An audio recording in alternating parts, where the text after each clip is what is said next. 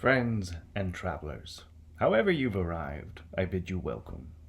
Here at Let's Be Frank, we're about lives, and above all, living well. But I don't suppose a podcast hosted by Benjamin Franklin could be about anything else.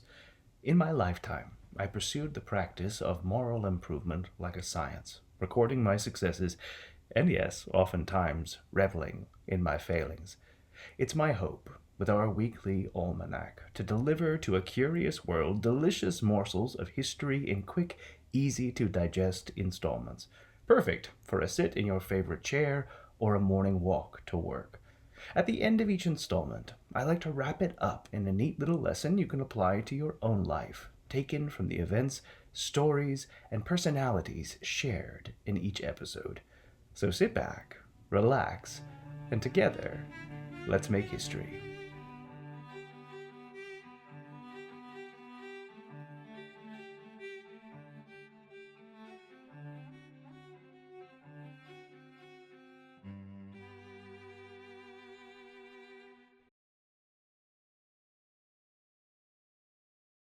Greetings and salutations, dear listener. Welcome to another installment of Let's Be Frank, an auditory almanac for the curious mind with me, your faithful friend and host, Dr. Benjamin Franklin, printer. My friends, today is the first installment of our Season 1, Revolutionized. When I began this experiment a little over a year ago, I had very little at my disposal. I had a leather armchair in which I could sit, a microphone, and my imagination. I've gained considerably more in a year through not only my friends at Primary Source Media, but also you, the members of my beloved Junto. So with that, I wished to go back, to revisit the stories that we told in our first two seasons and bring them to you in this format, with all the tricks and quirks that we've found along the way. Follow B. Franklin Live across our various social media platforms. B. Franklin Live on Instagram, TikTok, and YouTube. Let's Be Frank, an auditory almanac for the curious mind on Facebook. And if you wish to support the stories we tell every week on Let's Be Frank, consider joining our Patreon. Now more than ever, my dear friend, we need you to grow and foster not only a love of history, but the ways in which we can tell stories. Join our Patreon and unlock an ever-growing list of benefits, episodes of Behind the Benjamin, a special podcast exclusive to our Patreon on what goes into creating the content we bring to you every week. You'll also unlock This Past Week, a Patreon-exclusive piece of content where every week I bring you a primary source associated with Ben Franklin's life from the week our episode drops. This week's edition of This Past Week features a reading of the Lee Resolution, which was voted in the affirmative on the 2nd of July. It was this resolution that allowed the debate to adopt the Declaration of Independence to take place, and obviously lead to where we are now. It's my sincere hope to bring you these seasons 1 and 2 revolutionized over the next several months before we pick up with Season 4 in the fall. Season 4, Keeping Republics, will discuss what makes republics thrive, what best suits a people, especially when they are governing themselves, and how do republics fall. It's my hope in releasing this particular season, it might provide a boon to a people who are practicing their democracy over the course of this particular election year. You can also look forward this 4th of July to a live reading of the Declaration of Independence from yours truly across our various social media platforms. So keep an eye out for updates regarding this opportunity to hear the Declaration of Independence read dramatically in its entirety. Now, with that out of the way, we can get to today's installment. Now, dear listeners, my auditory junto, my far-flung, industrious, and leather-aproned legion. What are we doing here? Well, to say it's simply an auditory autobiography of your humble servant would be a disservice not only to what I've come to represent, but also to your precious time, dear listener, which I never intend to draw upon more than is necessary for the gratification of your mind.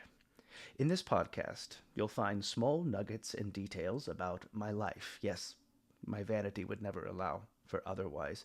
but you will also find a rich glimpse of the world as I saw it.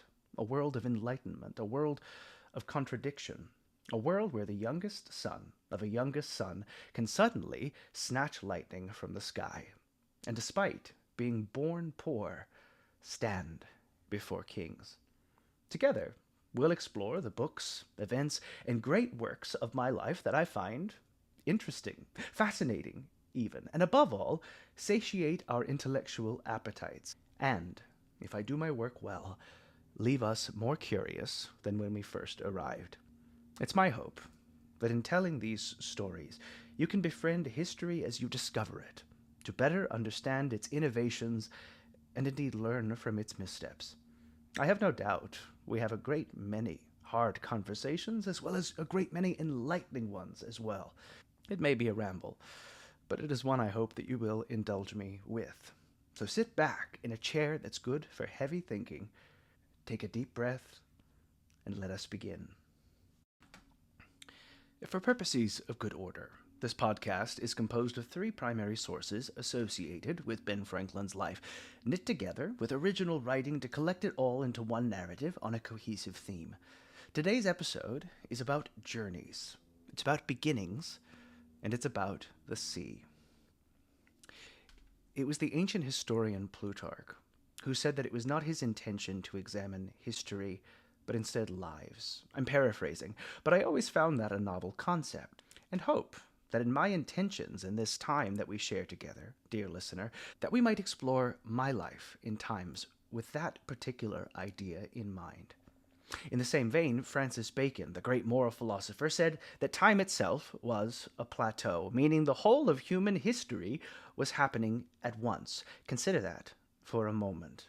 The entirety of the rich tapestry of human history laid before you, not as pages on a book, but as an atlas, a map where the rich lives of beings long dead are not separated by years, but rather instead by lines of latitude and longitude, time reduced to geography.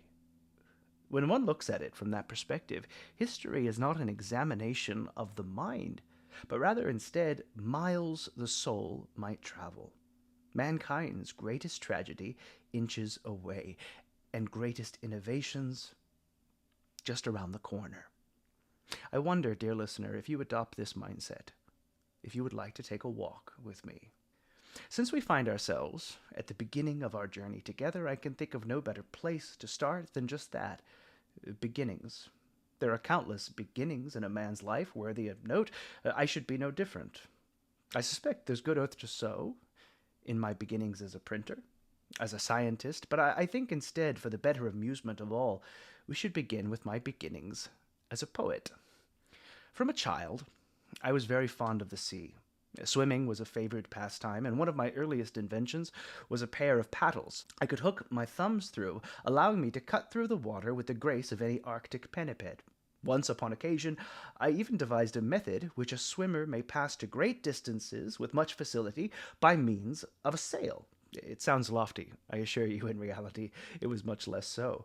I made use of a kite to propel my naked form across a mile-wide, shallow creek, a precursor to the pastime of kiteboarding, minus the pragmatic modesty of a wetsuit. Another adored pastime that I had was reading, and all the money that came into my hands was ever laid out in books. This bookish inclination at length determined my father to make me a printer, though he had already one son, my brother James, of that profession. In 1717, my brother James returned from England with a press and letters to set up his business in Boston. I liked it much better than that of my father, but still I had a hankering for the sea.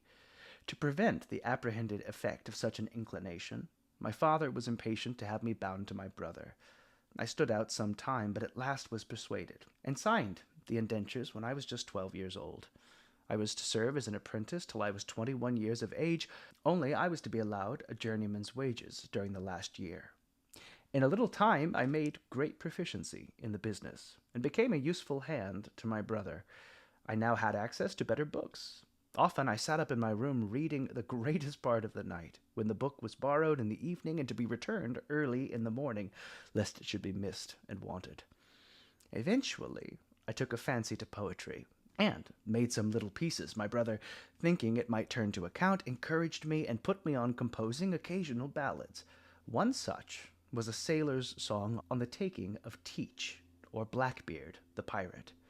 Now presented, dear listeners, for your ears and edification, The Taking of Teach the Pirate by Benjamin Franklin. Will you hear of bloody battle lately fought upon the seas? It will make your ears to rattle and your admiration cease. Have you heard of Teach the rover and his knavery on the main? How of gold he was a lover, how he loved all ill-got gain.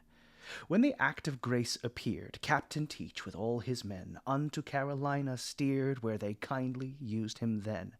There he married to a lady, and he gave her £500, but to her he proved unsteady, for he soon marched off the ground, and returned, as I tell you, to his robbery as before, burning, sinking ships of value, filling them with purple gore. When he was at Carolina, there the governor did send to the governor of Virginia that he might assistance lend. Then the man-of-war's commander 2 small sloops he fitted out, 50 men he put on board, sir, who resolved to stand it out. The lieutenant he commanded both the sloops, and you shall hear how before he landed he suppressed them without fear.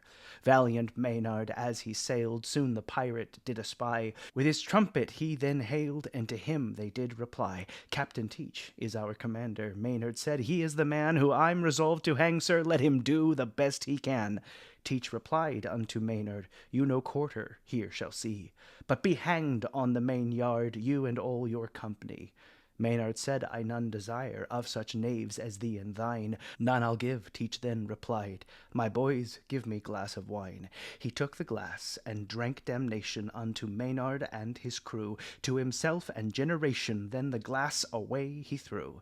Brave Maynard resolved to have him, though he'd cannons 9 and 10. Teach a broadside quickly gave him, killing 16 valiant men. Maynard boarded him, and to it they fell with sword and pistol too. They had courage and did show it, killing the pirate's crew.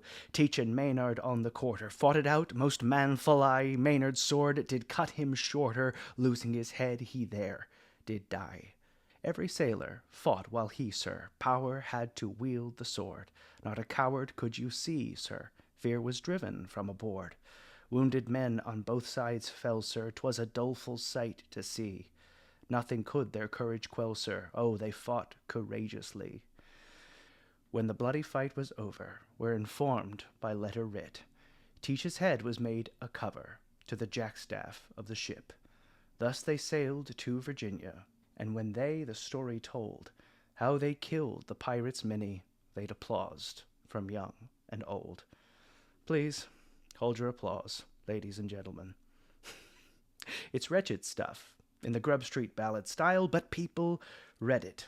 This flattered my vanity, but my father discouraged me by ridiculing my performance and telling me that verse makers are generally beggars. So I escaped being a poet, most probably a very bad one. As a boy of 12, I heard the news of the fateful battle on the tides of Ocracoke Island, the way countless others in the city would have, in the echoes of taverns and coffee houses, or in the gazettes that passed across my brother's table. Being apprenticed to a printer had its advantages. Then I've always possessed a nose for news. A true account that made its way to a London gazette in April of 1719 came from none other than Lieutenant Robert Maynard, the hero of my ballad. Maynard's own history is not so sterling as the hero I made him out to be in the spin of my narrative, but what survives is a retelling as close an account as a contemporary audience can get to what took place on that fateful day in November. Printed in the Weekly Journal, or British Gazetteer, the 25th of April, 1719. I sailed from Virginia the 17th past with 2 sloops and 54 men under my command, having no guns but only small arms and pistols. Mr. Hyde commanded the little sloop with 22 men, and I had 32 in my sloop. The 22nd I came up with Captain Teach, the notorious pirate who has taken from time to time a great many English vessels on these coasts and in the West Indies.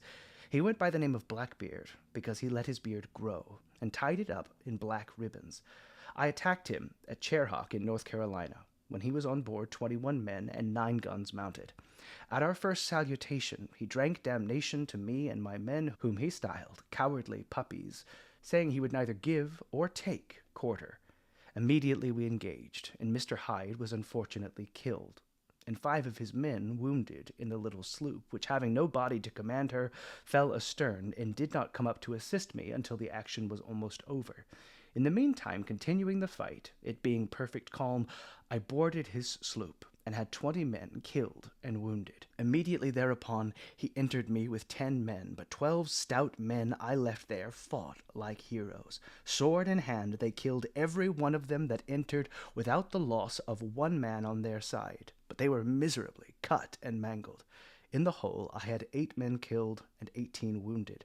We killed 12, besides Blackbeard, who fell with 5 shot in him and 20 dismal cuts in several parts of his body. I took 9 prisoners, mostly Negroes, all wounded. I have cut Blackbeard's head off, which I have put on my bowsprit in order to carry it to Virginia. I should never take him if I had not got him in such a hole, whence he could not get out, for we had no guns on board, so that the engagement on our side was the more bloody and desperate. I thank Almighty Providence that in my travels I never witnessed anything so eventful, perhaps much to the disappointment of my younger self. But the sea has ever inspired me, and like so many things in the course of my lifetime, I could not help but look at it and leave a legion of thoughts scattered on the subject. In the course of my lifetime, I made several transatlantic voyages at sea. 3 weeks of empty horizon gives one a good deal of time to think, and I took every opportunity to satiate my unending curiosity with musings about the Gulf Stream, the forms of seaweed and kelp that manifest across the varying longitudes, and even render my own hypothesis on how best to accelerate the delicate craft of seafair transportation. This story comes from a particular journey across the Atlantic to London, when Great Britain and all 13 of her former colonies were embroiled in the 7 Years' War, what we called the French and Indian War. In 1757, the Assembly of Pennsylvania, which I found myself a member of at the time, finding the Crown's administration manacling their deputies with instructions inconsistent not only with the privileges of the people, but with the service of the Crown, resolved to petition the king against them, and appointed me their agent to go over to England to present and support the petition. That little detail is of little significance to this particular story. I'm merely conveying the circumstances that I found myself aboard this particular ship. It was a packet ship, popular in my time, a mid-sized vessel made for the shipping of freight, of mail, and of passengers. They offered meager transport, a cook fire, a place to sleep, and drinking water that often tasted of indigo or tobacco, evidence of the last thing transported in the particular barrels. It may not have held the comforts of home, but, my friends, there is little more exhilarating than a journey across the sea. Our captain of the packet had boasted much, before we sailed, of the swiftness of this particular ship.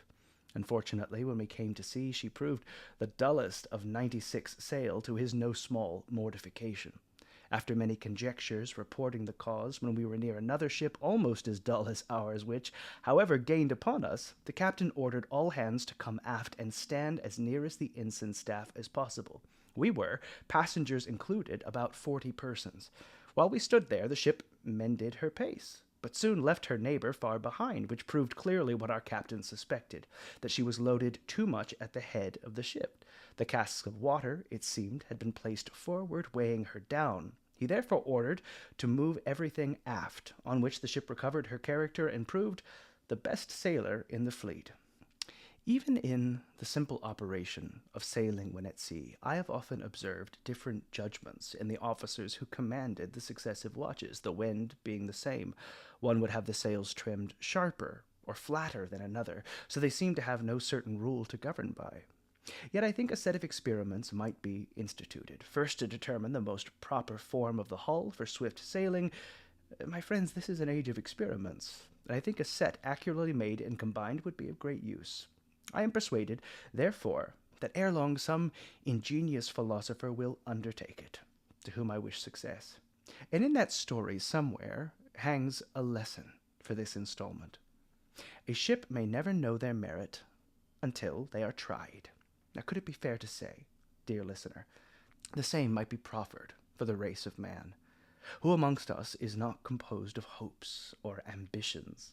defer to some idle excuse or another. One who dreams of writing poetry may never take up the pen for fear of breaking the meter. Another who yearns to extol wisdom may never dare utter a sentence for fear of being perceived a fool. A nation may never rise to the height of its glory due to a citizenry believing they may make no difference. The lesson for today's installment is in stepping into uncertain waves, we may test our speed and find what lies beyond the horizon. Derive whatever wisdom you may from that, my beloved Junto.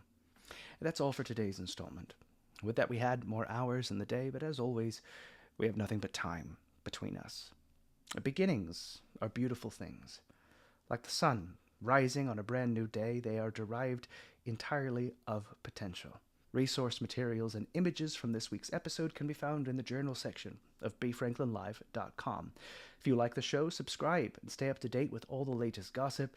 Subscribe to Primary Source Media's YouTube channel, where you can find these video episodes of Let's Be Frank. And my dear friends, spread the word. Tell your friends, tell your family, tell your neighbor, tell your horse, I don't care.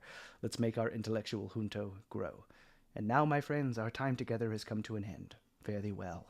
And always remember, when you're good to others, you are best to yourselves. Until we meet again, I remain your humble and obedient servant, Dr. Benjamin Franklin, Printer. Stay curious, my friends.